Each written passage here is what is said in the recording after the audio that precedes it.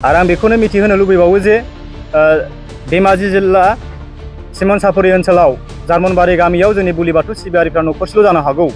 न'खरसेल' जानायनि जाहोनाव बिथांमोननि गामिया बिथांखौ बैखर खालामबाय, बुलि बाथौ सिबियारिखौहाय गाग्लोबनो नाजाबाय, दायना फाथिनो नाजाबाय, खोमसि फोथायनायाव लांनो नाजाबाय। नाथाय जोंबो बिदिब्ला बुंनो हायो क'क्राझार जिल्लानि सिङाव थानाय गुबुन गुबुन गामिफोराव बेबादिनो बिबार सिबियारिफ्रा बबेबा गामियाव न'खरसे, बबेबा गामियाव न'खरनै, बेबायदिब्ला बिथांमोननि साननाय बायदिब्ला बिथांमोननि सिन्थाधाराखौ जों नोजोर होनांगौब्ला जोंबो क'क्राझार जिल्लानि दैदेनगिरिफोरा, क'क्राझार जिल्लानि बाथौ सिबियारिफ्रा, बुलि बाथौ सिबियारिफ्रा बिदिब्ला जोंनि गामियाव न'खरसे न'खरनै थानायखौ मा जोंबो बैखर खालामनांगौ नामा? बिदिबा सिगांग्रो ससियेल मिडिया नायगिरि बिथांमोननिसिम क'क्राझार दुलाराय गुदि बाथौ आफादनि लाइमोननि गाहाय नेहाथारि जानानै सिगांग्रो खुलुमग्रोदों आरो बयनिसिमबो आसा खालामो दिनैनि नैबे आंनि फंनैसो बुंनाय खोथाखौ लानानै बयबो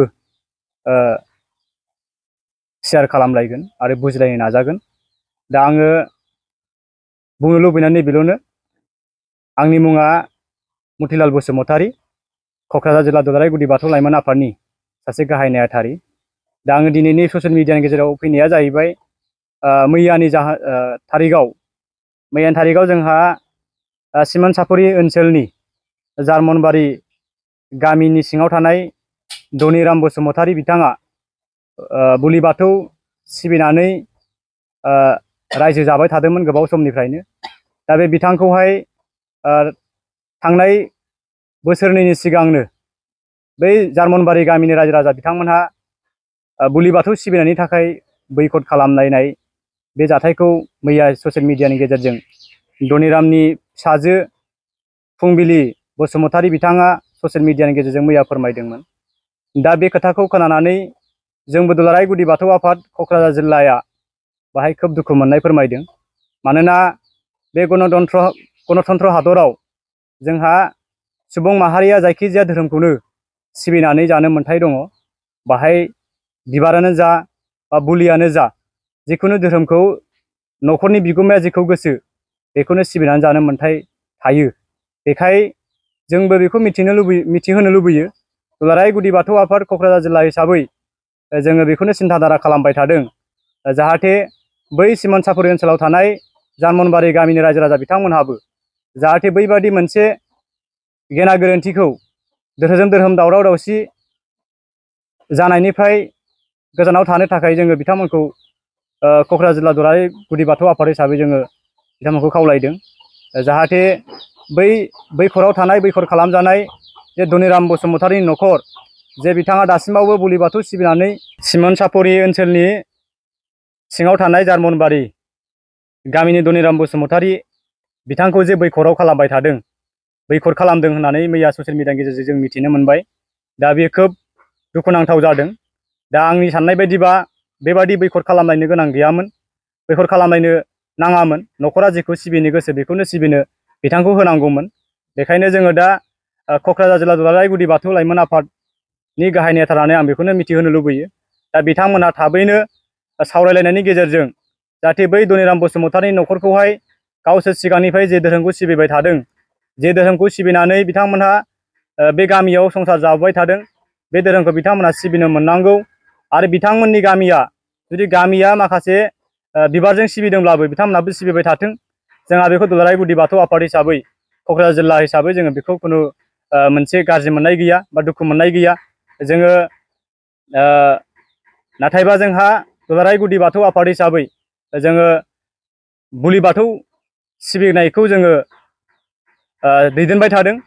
जोङो बुलि बाथौआ बबे समाव मा अलखदाव गोग्लैयो नैबेखौ जोङो दुलाराय गुदि बाथौ आफादा जोङो नायसनबाय थादों। थिग बेबादिनो मैया ससियेल मिडियानि गेजेरजों नुबाय दुलाराय गुदि बाथौ आफादनि दैदेनबाय थानाय बुलि बाथौ सिबियारि न'खर धनिराम बसुमतारीखौ जे बैखर खालामदों।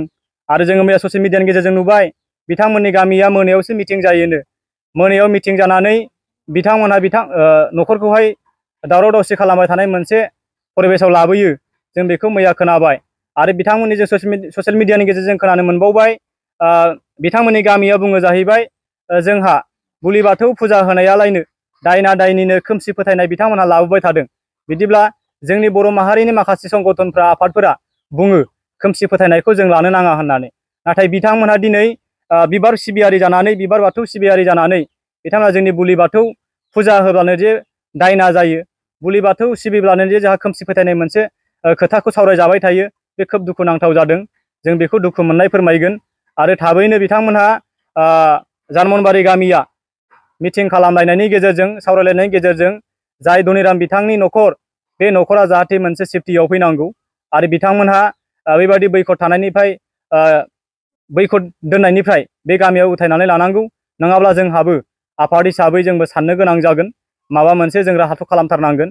जोंनि बुलि बाथौ सिबियारि धनिराम बसुमतारिनि न'खरखौ जोङो मोनसे रैखा खालामथारनांगोन। आरो जोंहाबो दुलाराय गुदि बाथौ आफादा बुलि बाथौ सिबिनायखौहाय जों माब्रैबा गायो, जों दुलाराय गुदि बाथौ आफादा बेखौसो खामानि मावो। बेखायनो जोङो बुंदों जे जोंहाबो बुलि बाथौखौ मैखोमै लाखिनांगौनि थाखाय, बा बुलि बाथौखौ जोङो गेरेमसा संसाराव बा बुहुमाव जोङो लाखिनांगौनि थाखाय जों खामानि मावबाय थानायखौ बिथांमोननो जों खोन्थागोन। आरो बेबादिनो जोङो दुलाराय गुदि बाथौ आफाद क'क्राझार जिल्लाया आं दहाय बुंनाय बायदिनो बिथांमोना थाबैनो जुदि सावरायनानै मोनसे निमांसायाव फैयाब्ला जोङो बेखौ आफाद हिसाबै मा मोनसे सावरायनानै थि खालामनो हायो बेखौ जोङो थांखि लानाय जागोन।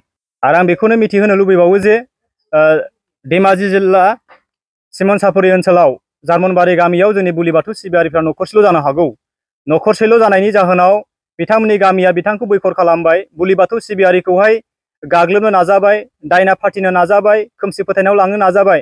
नाथाय जोंबो बिदिब्ला बुंनो हायो, क'क्राझार जिल्लानि सिङाव थानाय गुबुन गुबुन गामिफोराव बेबादिनो बिबार सिबियारिफ्रा बबेबा गामियाव न'खरसे, बबेबा गामियाव न'खरनै, बेबायदिब्ला बिथांमोननि साननाय बायदिब्ला, बिथांमोननि सिन्थाधाराखौ जों नोजोर होनांगौब्ला जोंबो क'क्राझार जिल्लानि दैदेनगिरिफोरा, क'क्राझार जिल्लानि बाथौ सिबियारिफ्रा, बुलि बाथौ सिबियारिफ्रा बिदिब्ला जोंनि गामियाव न'खरसे न'खरनै थानायखौ मा जोंबो बैखर खालामनांगौ नामा? बिदिबा बिथांमोननि बुंनाय बादिबो जोंबो बिदि खालामनो हायो। नाथाय जों बेबादि जानायखौ लुबैया।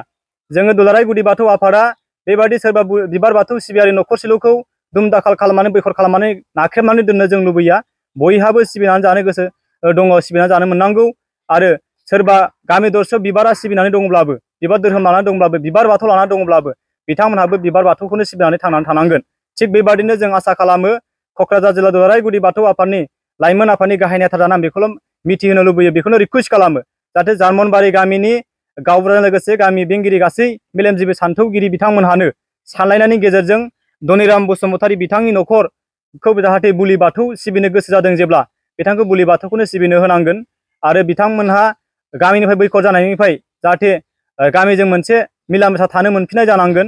नैबे जिनिसखौ जोङो थाबैनो संदाननांगोन। आरो जोङो आफादजों आफाद, जोंनि जिल्ला आफादफोरा, मोनफ्रोमबो जिल्ला आफादफोरा जोंहा मिरु आफादजों सावरायनायनि गेजेरजों, दुलाराय बिबार बाथौनि सेन्ट्रेलनि बा मिरुनि दैदेनगिरिफोरजों सावरायनायनि गेजेरजों जों मा मोनसे राहा खालामनो हायो, बेबायदि मोनसे खालामनांगोन। आरो जेरैबो जाथाराबा जोङो आयेननि राहाखौ लानो गोनां जागोन।